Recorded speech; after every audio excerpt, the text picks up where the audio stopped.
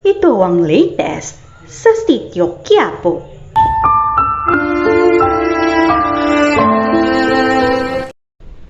Ito ang mga eksenang dapat mong abangan sa araw ng Biyernes, dito lamang sa Batang Quiapo. Dahil sa kanyang nais na magantihan si Tanggol, ay nagtangka si Olga na barilin ang binata habang papalabas ito ng korte.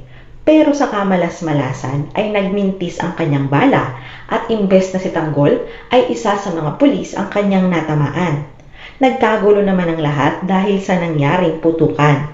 At sa pagtakas ni Marites ay nakita niyang hinawakan ng kanyang mister ang kamay ni Lena. Agad kinutuban ang nanay ni Tanggol pero mas pinagtuunan niya ng pansin ang makalabas sila ng buhay ng kanyang inang si Tindeng at hindi matamaan ng bala.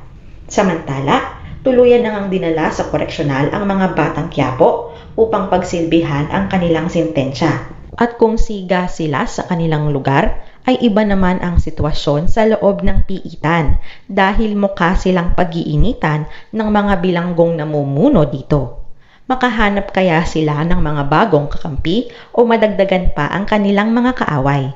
Samantala, dahil sa kanyang palpak na asasinasyon ay umisip pa ng ibang paraan itong si Olga upang magantihan ang kanyang pamangkin.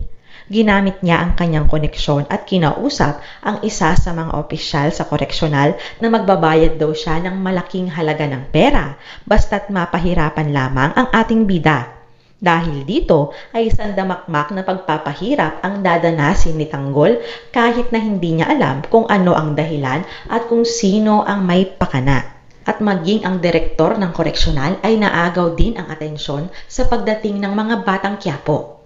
Kaibigan ba o kaaway si Direktor Espinas? Mag-like and subscribe na para updated ka sa ating kwento. Thank you for watching. Stay safe and God bless.